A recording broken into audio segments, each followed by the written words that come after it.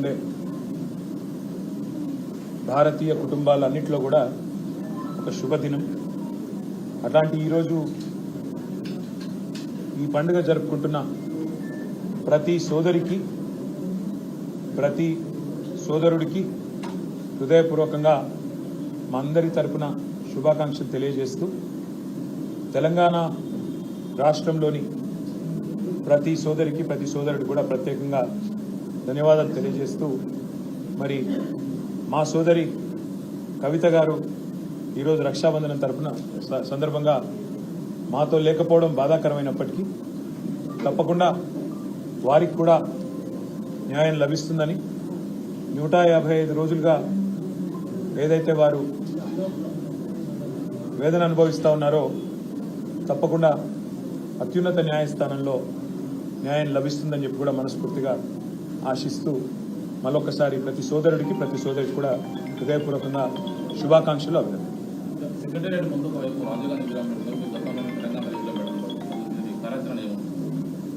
సెక్రటేరియట్కి సంబంధించి ఒక చిన్న నేపథ్యం మీకు చెప్పాలి. ఆ సెక్రటేరియట్ ఆనాడు ఉమ్మడి ఆంధ్రప్రదేశ్లో ఎంత అస్తవ్యస్తంగా ఉండేదో మీకు తెలుసు, మాకు తెలుసు. విలేకరులు మిత్రులు అక్కడ కూర్చోవాలన్నా, ఎవరితోనన్నా కనీసం మాట్లాడాలన్నా, లేదా వచ్చిపోయే ప్రజలకు కూడా అక్కడ ఎంత అసౌకర్యంగా ఉండేదో. ఒక అగ్ని ప్రమాదం జరిగితే అక్కడ కనీసం ఒక ఫైర్ ఇంజిన్ రాలేని పరిస్థితి ఉండేదో మీ అందరికీ కూడా తెలుసు. ఇవన్నీ చూసిన తర్వాత తెలంగాణ రాష్ట్రం ఏర్పడ్డ తర్వాత పెద్దలు మా పార్టీ అధ్యక్షులు తెలంగాణ తొలి ముఖ్యమంత్రి కేసీఆర్ గారు ఒక మంచి నిర్ణయం తీసుకున్నారు. తెలంగాణ పౌరుషాన్ని, తెలంగాణ యొక్క ఆత్మగౌరవాన్ని చాటే విధంగా చాలా గొప్పగా ఒక అద్భుతమైన భవనాన్ని నిర్మాణం చేసి తెలంగాణలోని భవిష్యత్ తరాలకు అందించాలనే ఉద్దేశంతో అక్కడ ఒక మంచి డిజైన్ ఎంపిక చేసి చాలా లోతుగా ఆలోచించి సెక్రటేరియట్ కట్టారు. కట్టిన తర్వాత ఆ సెక్రటేరియట్కి ఏ డాక్టర్ బాబాసాహెబ్ అంబేద్కర్ వల్లనైతే తను రాసిన రాజ్యాంగంలో పెట్టిన ఆర్టికల్ 3 ఏదైతే ఉందో దానివల్లనే తెలంగాణ రాష్ట్రం ఏర్పడ్డది. కాబట్టి ఆ మహనీయుడికి ఘనమైన నివాళి అర్పించాలని చెప్పి సెక్రటేరియట్కి ఒక పక్కన ప్రపంచంలోనే అతిపెద్దదైన బాబాసాహెబ్ విగ్రహం పెట్టారు. అదేవిధంగా సెక్రటేరియట్కి కూడా డాక్టర్ బాబాసాహెబ్ అంబేద్కర్ గారి పేరే పెట్టారు. దాంతోపాటు కేసీఆర్ గారు అసెంబ్లీలోనే చెప్పారు, ఆ సెక్రటేరియట్లో కూర్చుని పరిపాలించే పాలకులు ఎవరైనా భవిష్యత్తులో వారికి వందలాది మంది తెలంగాణ బిడ్డలు ఎవరైతే త్యాగాలు చేశారో, తమ ప్రాణాలు అర్పించారో, అమరులయ్యారో వారి ఆశయాలు, వారి త్యాగం నిరంతరం గుర్తుండే విధంగా, వారి త్యాగ నిరతి నిరంతరం జ్వలిస్తూనే ఉండే విధంగా అమర జ్యోతిని కూడా సెక్రటేరియట్కి ఎదురుగానే అద్భుతంగా ఒక పర్యాటకులను కూడా ఆకర్షించే విధంగా, అదేవిధంగా ఆ స్ఫూర్తి పాలకులకు కూడా నిరంతరం అందే విధంగా అమర జ్యోతిని ఎదురుగా పెట్టడం జరిగింది. పెట్టిన తర్వాత తెలంగాణ అస్తిత్వానికి ప్రతీక, తెలంగాణ ఆత్మగౌరవానికి ప్రతీక అయిన తెలంగాణ తల్లిని అక్కడే ప్రతిష్ఠించాలన్న ఉద్దేశంతో ఒక అద్భుతమైన ఐలాండ్ను కూడా అక్కడ క్రియేట్ చేయడం జరిగింది. ఇదివరకు అది లేదు, ఐలాండ్ అక్కడే క్రియేట్ చేయడం జరిగింది. చేసి ఆనాడు దశాబ్ది ఉత్సవాల్లోనే నిర్ణయం తీసుకున్నాం అక్కడ తెలంగాణ తల్లిని ప్రతిష్ఠించాలని. కానీ ఈరోజు కాంగ్రెస్ పార్టీ ఎంత కుసంస్కార పార్టీ అంటే, ఆ ముఖ్యమంత్రి జై తెలంగాణ అన్నాడు, అంబేద్కర్ విగ్రహానికి దండయ్యాడు. 125 ఫీట్ల ఎత్తుల్లో ఉండే అంబేద్కర్ విగ్రహాన్ని కనీసం స్వతంత్ర దినోత్సవం నాడు కానీ 14 ఏప్రిల్ నాడు ఆయన జయంతి నాడు కానీ కనీసం అక్కడ లైటింగ్ ఏర్పాటు చేయరు, కనీసం పరిశుభ్రత కూడా పాటించరు. అమర జ్యోతి ఇంతవరకు కనీసం పర్యాటకుల కోసం ఓపెన్ కాలేదు. ఇంకా పైపెచ్చు ఇవన్నీ చాలదన్నట్టు ఏ రాజీవ్ గాంధీ గారైతే తెలంగాణ బిడ్డ అంజయ్యను అవమానించారో ఆ అంజయ్య గారి పేరు పక్కనే ఉండే పార్కుకు పెట్టింది ఆనాడు ప్రభుత్వం. కానీ అంజయ్య గారి పేరు పోయింది, అది లుంబిని పార్క్ అయింది. ఇప్పుడు ఏ అంజయ్య గారిని అయితే అవమానించిన వ్యక్తి ఉన్నారో ఆయన విగ్రహాన్ని తెచ్చి మా నెత్తిన రుద్దడం అంటే ఇది ఎంతవరకు న్యాయం అని చెప్పి వాళ్ళు నేను మా పార్టీ తరఫున అడుగుతా ఉన్నాను. మేము 10 ఏళ్ళు చాలా సంస్కారవంతంగా వ్యవహారం చేసినాం. రాజీవ్ ఆరోగ్యశ్రీ అనే పథకం ఉంటే దాని పేరు మార్చలేదు, అట్లే కొనసాగించాం. మా పేరు పెట్టుకోవచ్చు, ఇంకో పేరు పెట్టవచ్చు, కానీ మార్చలేదు. రాజీవ్ రహదారి అని స్టేట్ హైవే ఉంటే దాని పేరు కూడా మార్చలేదు. రాజీవ్ గాంధీ యూనివర్సిటీ అని IIIT బాసరకు పేరుంటే నాలెడ్జ్ యూనివర్సిటీ అని దాన్ని కూడా మార్చలేదు, కొనసాగించినాం. ఉప్పల్లో ఉండే అంతర్జాతీయ స్టేడియంకు రాజీవ్ గాంధీ స్టేడియం అని పేరున్నా దాన్ని కూడా కొనసాగించినాం తప్ప మార్చలేదు.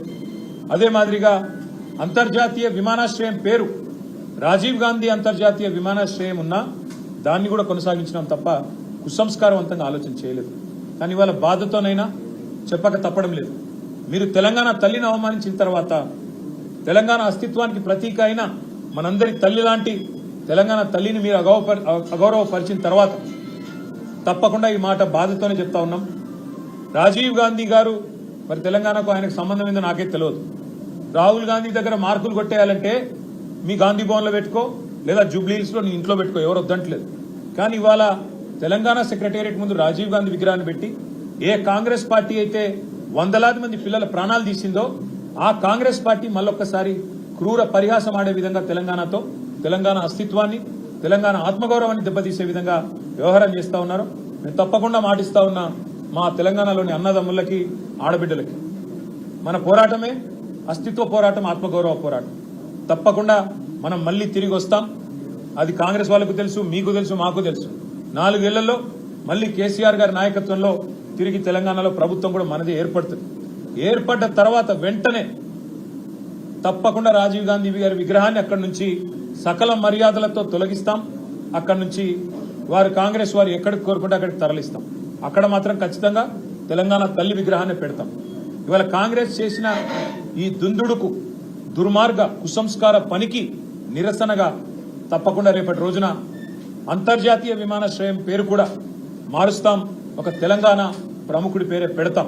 ఎందుకంటే ఇవాళ భారతదేశంలో ఏ నగరానికి పోయినా అక్కడి వాళ్ళ ప్రముఖుల పేర్లు ఉంటాయి.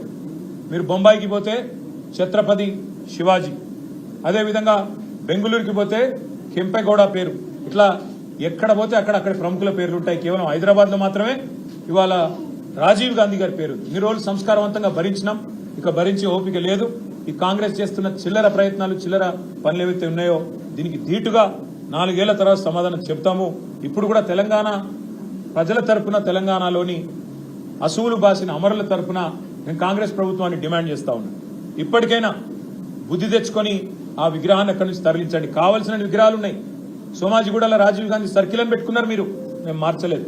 ఇందిరాగాంధీ విగ్రహాలు బొచ్చెడున్నాయి, ఇందిరాగాంధీ పేరు మీద బొచ్చెడున్నాయి, మేము ముట్టుకోలేదు.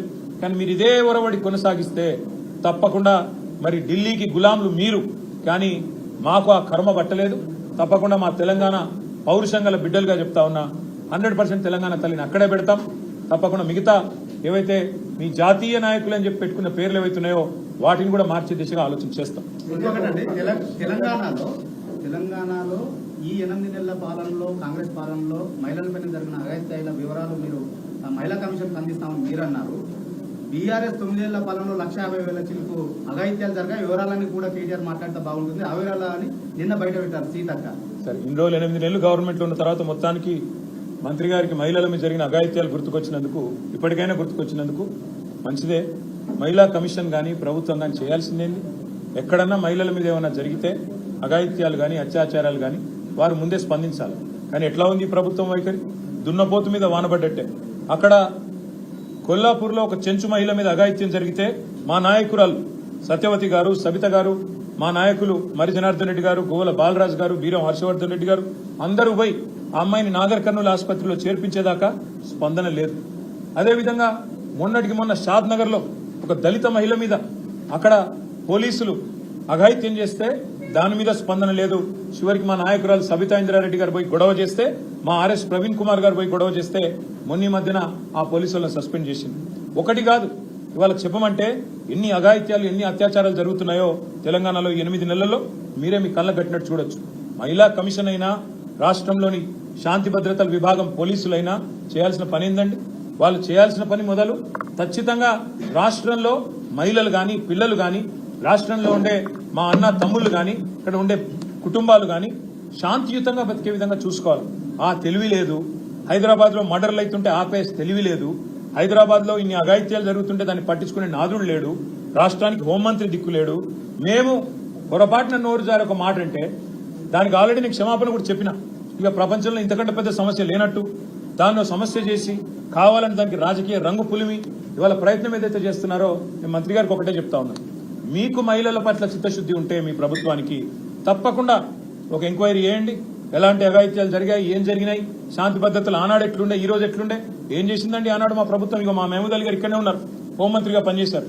షీ టీంలు పెట్టింది ఎవరు, భరోసా సెంటర్లు పెట్టింది ఎవరు, విమెన్ సేఫ్టీ వింగ్ చాలు చేసింది ఎవరు, షీ షటిల్స్ ప్రారంభించింది ఎవరు, దిశాని ఆ రోజు ఒక ఇన్సిడెంట్ జరిగితే వాళ్ళు నేను అడుగుతా ఉన్నా, కోల్కతాలో ఒక అమ్మాయి మౌమిత గారి మీద అక్కడ దాడి జరిగితే, అఘాయిత్యం జరిగితే, చాలా కిరాతకంగా అమ్మాయిని చంపేస్తే ఏమంటున్నారు ఇవాళ ఢిల్లీలో డాక్టర్లు, ఇంకా ఇతర చోట్ల ఇతర నగరాల్లో అక్కడ నిరసన చెప్తున్న డాక్టర్లు ఏమంటున్నారు, తెలంగాణ తరహాలో న్యాయం చేయండి అంటున్నారు.